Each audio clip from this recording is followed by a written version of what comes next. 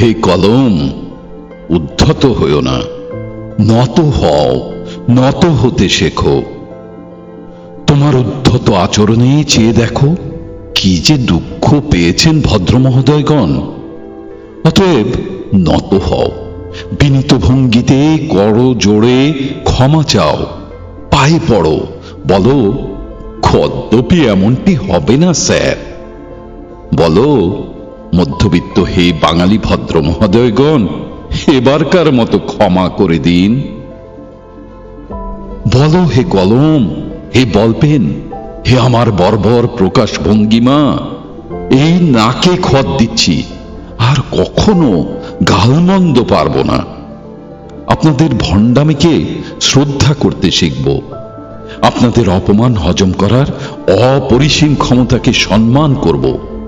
আর কোনো দিন এমনটি হবে না। হে মহামান্য মধ্যবিত্ত রুচিবোধ, আপনাদের মতো সব অপমান হজম করে এখন থেকে নাইট সয়েল বানিয়ে ফেলে দেব শরীরের বাইরে। হে বন্য লেখনী, হে অমোচনীয় কালী, হে ইতর বলপেন, নত হও, নত হতে শেখো। শান্ত হও, ভদ্র হও, ভদ্রলোকের মতো আড়াল করতে শেখো অপ্রিয় সত্যকে।